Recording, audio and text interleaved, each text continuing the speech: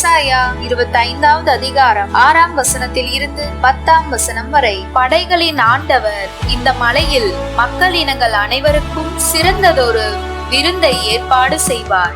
அதில் சுவைமிக்க பண்டங்களும் பலரச பானமும் கொழுப்பான இறைச்சி துண்டுகளும் வடிகட்டி பக்குவப்படுத்திய திராட்சை ரசமும் பரிமாறப்படும்.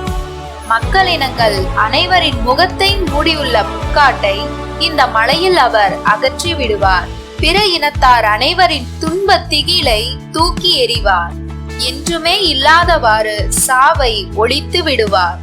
என் தலைவராகிய ஆண்டவர் எல்லா முகங்களிலிருந்தும் கண்ணீரை துடைத்து விடுவார். தம் மக்களுக்கு ஏற்பட்ட நிந்தையை இம்மண்ணுலகில் அகற்றி விடுவார். ஏனெனில் ஆண்டவரே இதை உரைத்தார்.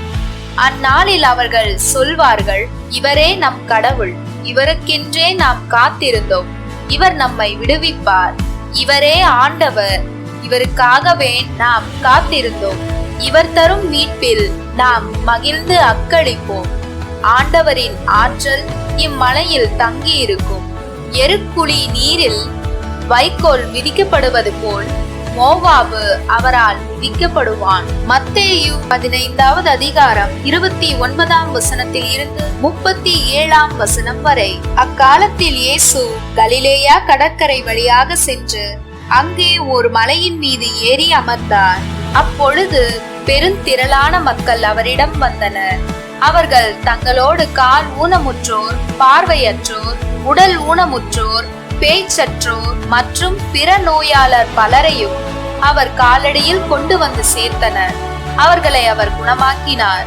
பேச்சற்றோர் பேசுவதையும், உடல் ஊனமுற்றோர் நலமடைவதையும், பார்வையற்றோர் பார்க்கிறதையும் கண்டு மக்கள் கூட்டத்தினர் வியந்து இஸ்ரேலின் கடவுளை போற்றி புகழ்ந்தனர். இயேசு தம் சீடரை வரவழைத்து, நான் இம்மக்கள் கூட்டத்தின் மீது பரிவு கொள்கிறேன். ஏற்கனவே 3 நாள்களாக இவர்கள் என்னுடன் இருக்கிறார்கள். உண்பதற்கும் இவர்களிடம் எதுவும் இல்லை. இவர்களை பட்டினியாய் அனுப்பிவிடவும் நான் விரும்பவில்லை. அனுப்பினால் வழியில் தளர்ச்சி அடைந்து விடலாம் என்று கூறினார். அதற்கு சீடர்கள் அவரிடம், இவ்வளவு திரளான மக்களுக்கு அளிக்க போதுமான உணவு நமக்கு பாலை நிலத்தில் எங்கிருந்து கிடைக்கும் என்று கேட்டார்கள். இயேசு அவர்களை பார்த்து, உங்களிடம் எத்தனை அப்பங்கள் உள்ளன என்று கேட்டார்.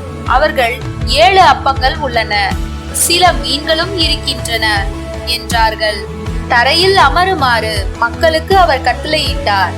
பின்பு அந்த 7 அப்பங்களையும் மீன்களையும் எடுத்து கடவுளுக்கு நன்றி செலுத்தி பிட்டு சீடர்களிடம் கொடுக்க அவர்களும் மக்களுக்கு கொடுத்தார்கள். அனைவரும் வயிறார உண்டனர். மீதியாய் இருந்த துண்டுகளை 7 கூடைகள் நிறைய எடுத்தனர்.